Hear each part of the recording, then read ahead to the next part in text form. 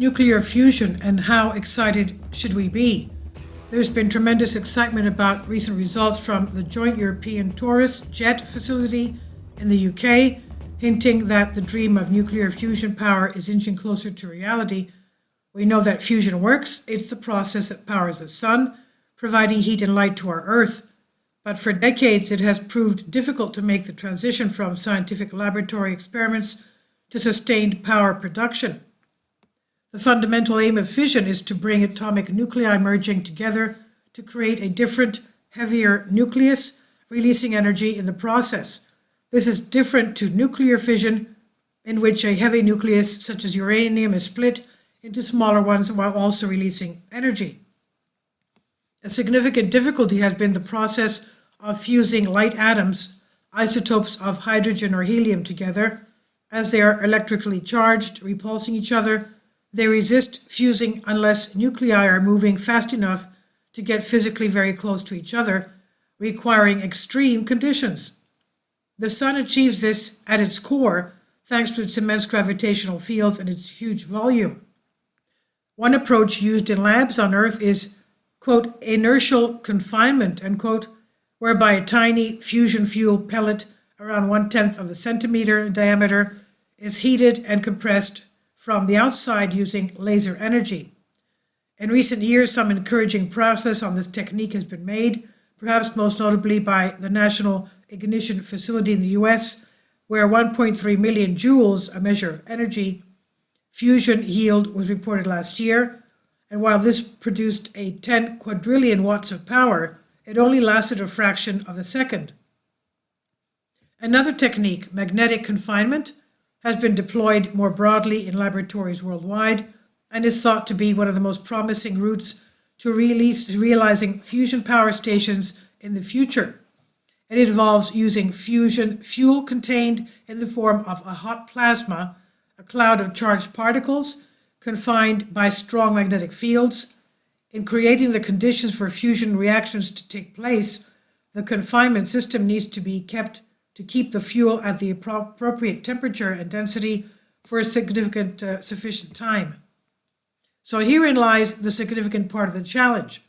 The small amount of fusion cell, typically just a few grams, needs to be heated to huge temperatures of an order of 10 times hotter than the center of the sun, and that's 150 million degrees Celsius. So this needs to happen while maintaining confinement in magnetic cage to sustain an energy output.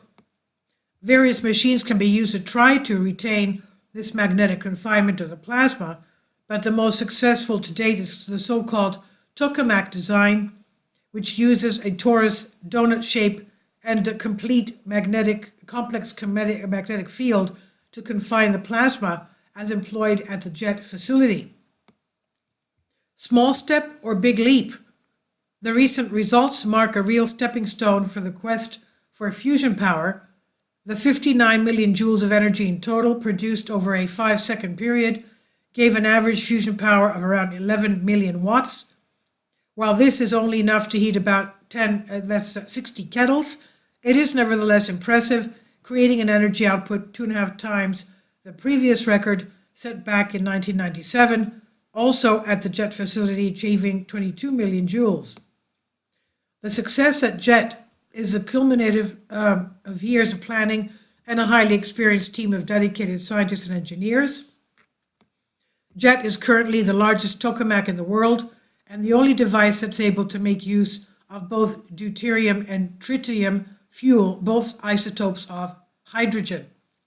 The design of the machine using copper magnets, which heat up rapidly, means that it can only operate with plasma bursts of up to a few seconds. To make the step to longer sustain high power operations, superconducting magnets will be needed.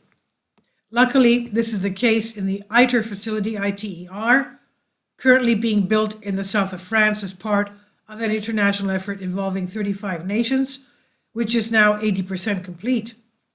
The recent results have therefore given great confidence in the engineering design and physics performance for the ITER machine design, also a magnetic confinement device, which is designed to produce 500 million watts of fusion power.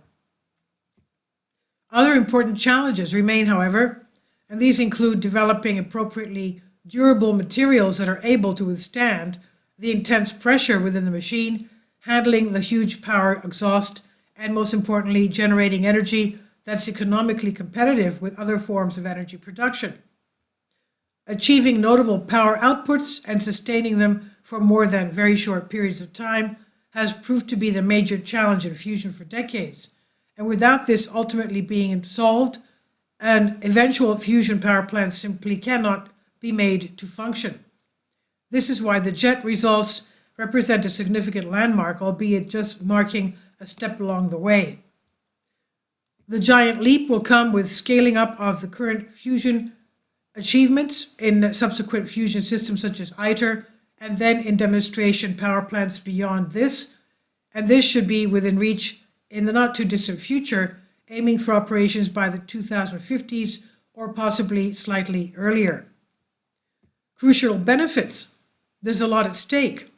Fusion produces more energy per gram of fuel than any other process that could be achieved on Earth.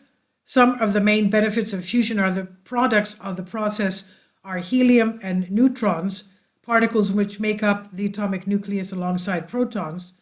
No carbon dioxide or other greenhouse gases are released. The raw fuels are deuterium, which can be found in seawater, and lithium, which is also abundant and found in vast salt flats. The potential fusion energy released from lithium contains in one laptop battery and a bathtub of water is estimated to be equivalent to about 40 tons of coal. Fusion does not produce some radioactivity in the materials comprising the reactor, but this is not expected to be anywhere near as long-lived or intense as the radioactive waste product produced by nuclear fission, making it potentially a safer and more palatable choice than conventional nuclear power. Ultimately, Rome was not built in a day. Various other aspects of human ingenuity, such as aviation, have historically taken significant amounts of time to progress to fruition. That means steps along the way which make progress are hugely important and should rightly be celebrated. Fusion is creeping inexorably forward, and we're getting closer and closer to achieving that once distant dream of commercial fusion power.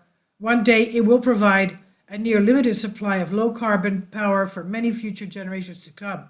So while it's not quite there yet, it is coming. This is On the Conversation by Paul Norman, Senior Lecturer in Nuclear Physics, University of Birmingham, UK, and Lee Packer, Applied Radiation Physics Section Leader, Cullum Center for Fusion Energy. Please leave your comments and thank you for your support. Please support my Patreon account. The daily posts are 5 videos daily, and they are totally different from what I have on my YouTube channel. Thank you so much for your support and that you find all my content so interesting. You'll find the Patreon account details in the description box below.